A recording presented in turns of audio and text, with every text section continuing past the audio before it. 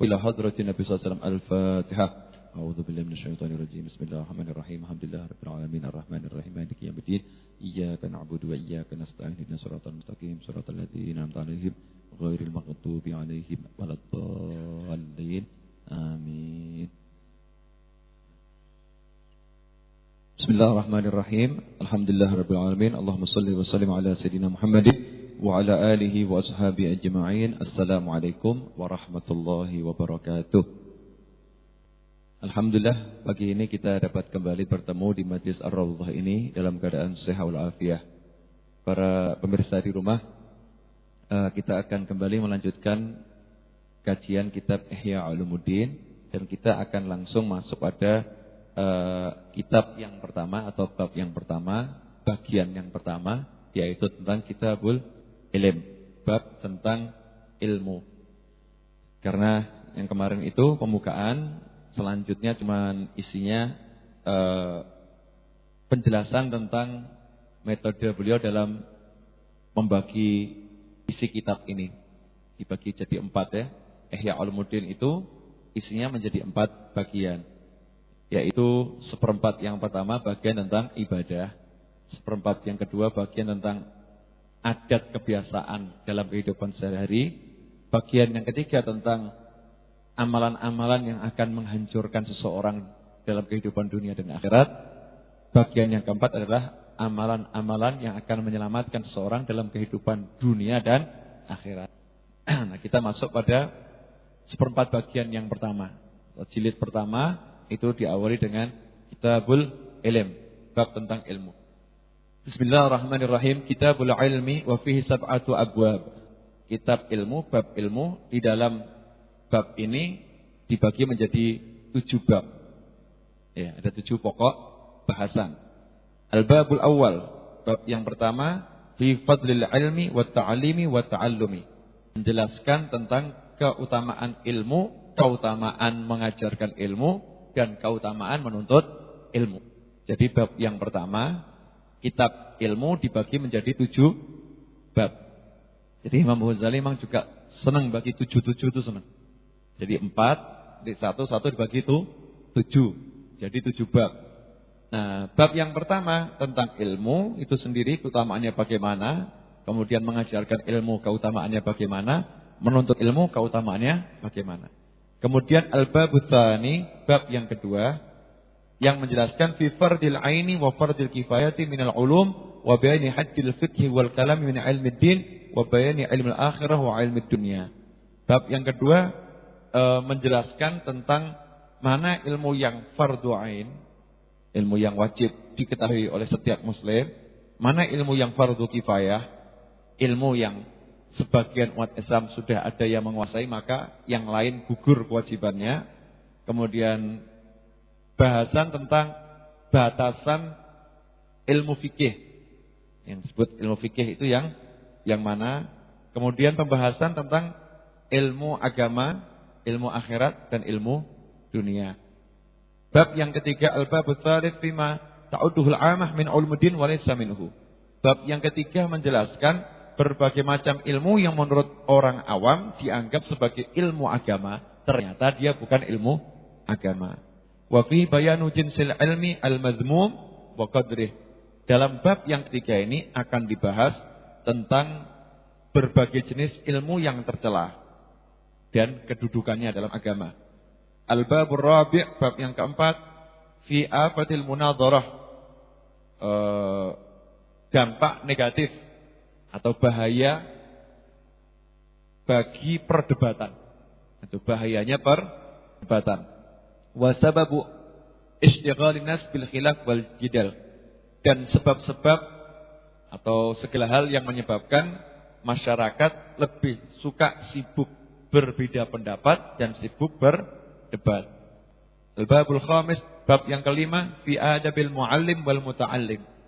Adab yang harus dimiliki oleh seorang pengajar maupun seorang penuntut ilmu. Al-babus sadis, fi afatil ilmi wal ulama wal alamat al-fariqah bainal ulama dunya wal akhirah. Tentang dampak negatif ilmu, dampak negatif ulama, tentunya di sini ilmu yang enggak bermanfaat, ulama yang tidak mengamalkan ilmunya, wal alamat al-fariqah, dan tanda-tanda yang membedakan baina ulama dunya wal akhirah. Mana ulama dunia, mana ulama akhirat. Al-bab sabi', bab yang ketujuh, fil aqli wa fadlihi wa aqsamihi wa ma jaa fihi minal akhbar. Tentang keutamaan akal dan berbagai jenis akal. Ya, jenis akal serta berbagai kisah atau riwayat yang menjelaskan keutamaan dari akal tersebut. Kita akan mulai di bab yang pertama. Al-babul awwal fi fadlil ilmi wa ta'limi wa ta'allumi wa syawahiduhu minan naqli wal aqli wa fadilatul ilm. Bab yang pertama membahas tentang keutamaan ilmu, keutamaan ta'lim atau mengajarkan ilmu, wa ta'allum, keutamaan belajar, wa syawahiduhu, dan di bab ini dijelaskan dalil-dalil tentang kemuliaan ilmu, belajar dan mengajar tersebut, baik berasal dari minan naqli, dari dalil naqli, yaitu Al-Quran, hadis, maupun khobar, ucapan para ulama atau para sahabat, wal aqli, juga dalil berdasarkan dalil akal, ya. Menurut logikanya bagaimana fadilatul ilm. Sekarang masuk yang pertama, fadilatul ilm, keutamaan ilmu. Syawahiduha minal Qur'an qauluhu azza wa jal. Dalil-dalil yang menjelaskan kemuliaan ilmu di dalam Al-Qur'an, di antaranya wahyu Allah dalam surat Al-Imran ayat 18. Al-Imran ayat 18. Qauluhu azza wa jal, wahyu Allah azza wa jal yang berbunyi, syahidallahu annahu la ilaha illa huwa wal malaikatu wa ulul ilmi qa'iman bil qist. Fanzur kaifa bada'a subhanahu wa ta'ala bi nafsihi wa sanna bil malaikati wa sallata bi ahli ilm wa nahika bi hadza syarafan wa fadlan wa jilaan wa nubla. Di dalam surat Al-Imran ayat 18 Allah mewahyukan yang artinya Allah telah bersaksi. Ya, Allah telah bersaksi bahwasannya tidak ada Tuhan melainkan Dia, Allah. Wal malaikatu, malaikat juga bersaksi demikian. Wa ulul ilmi qa'iman bil qist, dan orang-orang yang berilmu yang menegakkan keadilan juga bersaksi demikian. Kata Imam Ghazali, perhatikan di ayat ini. Di ayat ini bagaimana Allah memulai wahyunya dengan dirinya sendiri. Allah yang bersaksi. Sebetulnya Allah enggak butuh kesaksian siapapun. Ya. Allah bersaksi. Setelah Allah yang bersaksi, siapa yang bersaksi? Yang menyatakan.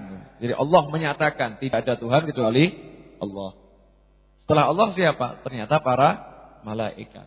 Setelah para malaikat siapa? Tidak dikatakan manusia. Kalau urutannya mestinya Allah, malaikat, manusia. Tapi Allah enggak ngomong manusia karena tidak semua manusia mau bersaksi. Ya, tidak semua manusia mau bersaksi. Kalau malaikat pasti semuanya bersaksi. Tapi di sini dikatakan yang mau bersaksi tidak ada Tuhan kecuali Allah, hanyalah wa ulul ilmi qa'iman bil qist. Orang-orang yang punya ilmu yang dia menegakkan keadilan. Ini kok ternyata banyak orang bodoh bersaksi. Ya, bersaksi yang dimaksud bukan sekedar mengucapkan la ilaha illallah, yang betul-betul bisa menghayati, memahami tentang kemahaesaan Allah Subhanahu wa taala. Ini menunjukkan cukup menunjukkan kemuliaan dan keutamaan orang yang punya ilmu. Ya, dari sekian banyak makhluk Allah ternyata yang disebut sama Allah dalam Al-Qur'an adalah orang yang berilmu. Allah pertama, kedua malaikat, yang ketiga orang yang berilmu. Kemudian di dalam surat Al-Mujadilah ayat 61, Al-Mujadalah ayat 61. Yarfa'illahu alladhina amanu minkum walladhina utul ilma darajat. Dalam ayat tersebut Allah menyatakan Allah mengangkat derajatnya orang-orang yang beriman di antara kalian. Jadi orang-orang yang beriman itu derajatnya diangkat sama Allah dibandingkan yang tidak beriman. Diangkat derajat bagaimana? Ya, memang di sisi Allah tuh ada darajah, tingkatan-tingkatan. Darajat itu jamak dari darajah. Ada tingkatan. Surga juga ada tingkatannya. Ada yang pangkatnya, kalau orang itu biasanya di militer atau kepolisian ada balok 1, nanti balok 2, nanti balok 3. Ada tingkatannya, pangkatnya. Ada mayor, ada kapten, ada sersan, ada jenderal dan seterusnya. Jadi sisi Allah juga demikian. Orang-orang yang beriman diangkat derajatnya dibandingkan yang tidak beriman. Walladzina utul ilma darajat. Tetapi kalau orang yang beriman dan punya ilmu sama Allah, yang punya ilmu ini derajatnya diangkat sekian derajat di atas orang yang beriman. Bukan diangkat 1 derajat, bukan ya. Bukan yang berilmu tingkatannya lebih tinggi 1 derajat dibanding orang yang beriman. Enggak begitu. Tetapi yang berilmu diangkat kedudukannya di sisi Allah, derajatnya itu pangkatnya sekian derajat dengan bentuk jamak. Artinya banyak sekali pangkat orang yang berilmu di atas orang-orang yang beriman. Nah, berapa banyaknya itu? Dikatakan oleh Sayyidina Abdullah bin Abbas radhiyallahu anhuma, wa qala Ibnu Abbas radhiyallahu anhuma lil ulama darajatun fawqal mu'minin bi 700 darajah ma baina darajatain masirah 500 am. Kata Sayyidina Abdullah bin Abbas. Siapa Sayyidina Abdullah bin Abbas radhiyallahu taala anhuma? Sayyidina Abdullah bin Abbas radhiyallahu taala anhuma merupakan sepupu Nabi Muhammad sallallahu alaihi wasallam. Anaknya paman Rasulullah yang bernama Abbas bin Abdul Muttalib. Sayyidina Abdullah bin Abbas ini memang sejak kecil punya banyak keistimewaan. Ya, punya banyak keistimewaan. Karena beliau itu masih sepupunya Rasulullah SAW. Kemudian salah satu istri Rasulullah SAW juga masih bibinya. Sehingga pernah beliau tidur di rumahnya Rasulullah SAW. Masih kecil ya. Tidurnya itu di antara Rasulullah dan istrinya. Kalau orang sekarang apa? Dikeloni ya. Di antara Rasulullah SAW dan istrinya. Rasulullah SAW suatu malam bangun sholat tahajud. Sayyidina Abdullah bin Abbas kemudian juga ikut bangun sholat tahajud. Cuman sholatnya masih kecil di sebelah kirinya Rasulullah SAW. Sama Rasul dipegang telinganya gitu ya, dijewer gitu, pindah kanan gitu ya. Dipindah sebelah kanan. Kemudian Sayyidina Abdullah bin Abbas ini rajin ngabdi melayani Nabi Muhammad SAW. Nah, sahabat begitu, ngabdi melayani Rasulullah SAW. Suatu ketika Rasulullah SAW mau wudu. Ketika mau wudu, airnya belum ada. Ya, airnya belum ada. Sayyidina Abdullah bin Abbas segera lari ambil air. Wudu itu air yang digunakan untuk berwudu. Diserahkan kepada Rasulullah SAW. Maka Rasul pun senang. Ya, senang karena kalau bahasa saya, sahabat yang satu ini berpikir 4 langkah ke depan atau 10 langkah ke depan. Enggak pakai disuruh atau diberi langkah, udah mikir sendiri. Memang seharusnya mukmin itu gitu. Bukan man by the order. Ada istilahnya man by the order. Manusia yang sekedar melaksanakan order pesanan. Disuruh begini baru jalan, suruh begini baru jalan. Ya alhamdulillah bagus, sudah mau melaksanakan pesanan. Cuma ini tingkatannya tingkatan orang biasa. Kalau sahabatnya Rasulullah SAW dididik menjadi orang yang luar biasa. Jadi belum diperintah dan Rasul nggak mungkin SAW memerintah. Gitu. Rasulullah itu suka melakukan semuanya sendiri karena nggak mau ngerepotkan orang. Karena tahu Rasulullah SAW nggak mau ngerepotkan orang, sahabat ini berupaya memajukan dirinya sendiri, berpikir, ambil air, serahkan Rasulullah SAW. Hasilnya apa? Rasul bersabda di situ, didoakan. Allahumma faqihu fiddin wa 'allimhu ta'wil. Atau kama qala sallallahu. Itu asal usulnya doanya buat Sayyidina Abdullah bin Abbas yaitu, ya Allah, jadikan dia orang yang punya pemahaman terhadap agama dan berilah dia kemampuan untuk menakwilkan Al-Qur'an. Kemampuan untuk menakwilkan Al-Qur'an. Radhiyallahu taala anhuma. Ini dikomentari oleh para ulama. Beginilah orang kalau mau ngabdi sama ulama. Orang kalau mau ngabdi sama ulama, sama orang soleh, sama aulia, melayani. Hasilnya apa? Di antaranya ini ada doa-doa tidak terduga. Ketika senang gitu, akhirnya keluar doanya. Lah itu yang ditunggu-tunggu. Bukannya datang moro yai dungonipun gitu ya. Ya dikasih doa, tapi doa biasa. Doa yang munculnya cuma ketika diminta. Lain doa yang muncul spontan, tak donga gitu ya. Itu lain itu. Itu nilainya langsung bus ke langit. Karena hatinya ketika itu terbuka langsung kontak dengan Allah Subhanahu wa taala dan penuh semangat. Seperti doanya Rasul kepada Sayyidina Abdullah bin Abbas radhiyallahu ta'ala anhuma, didoakan paham agama dan juga bisa menguasai ilmu takwil. Makanya ketika Sayyidina Abdullah bin Abbas masih kecil, sudah digandeng oleh Khalifah Umar ibn Khattab radhiyallahu ta'ala anhu untuk masuk majelisnya sahabat-sahabat senior yang udah tua, yang ilmunya tinggi-tinggi. Ketika itu para sahabat sempat protes kepada Sayyidina kepada Sayyidina Umar bin Khattab. Protesnya bagaimana? Kami masing-masing juga punya anak. Anak kami nggak ada yang kami ajak ke sini. Ini kan majelis khusus orang-orang yang berilmu senior. Kata Sayyidina Umar, ini yang saya bawa lain. Coba saya buktikan kemampuannya kepada kalian semua. Maka bertanyalah Sayyidina Umar ibn Khattab kepada sepupu Rasulullah SAW ini, Sayyidina Abdullah bin Abbas, wahai sepupu Rasulullah SAW, coba engkau tafsirkan surat Idza jaa nasrullahi wal fath. Apa maksudnya? Dijawab, oh itu surat maksudnya menjelaskan tentang akan atau sudah saatnya Rasulullah SAW meninggal dunia. Surat itu berita dari Allah akan wafatnya Nabi Muhammad SAW, dekatnya ajalnya Nabi Muhammad SAW. Sahabat langsung kaget semua. Kok bisa begitu? Walaupun di ayat-ayatnya nggak ada yang menjelaskan ajalnya Rasul SAW. Ya coba dibaca. Idza jaa nasrullahi wal fath. Kalau sudah datang pertolongan Allah dan fath. Fath di situ maknanya banyak, secara zahir penaklukan kota Makkah. Kemudian kamu akan lihat manusia berbondong-bondong masuk Islam. Jadi kalau udah Rasul selesai tugasnya, ya akan kembali kepada yang memberi tugas. Berarti Rasul SAW mau meninggal dunia. Rasul dulu diusir dari Mekah, sekarang udah kembali ke Mekah. Dulu Rasul agamanya ditolak, sekarang masyarakat berbondong-bondong masuk Islam. Berarti tugas Rasul SAW sudah selesai. Kalau udah selesai, kembali kepada yang memberi tugas.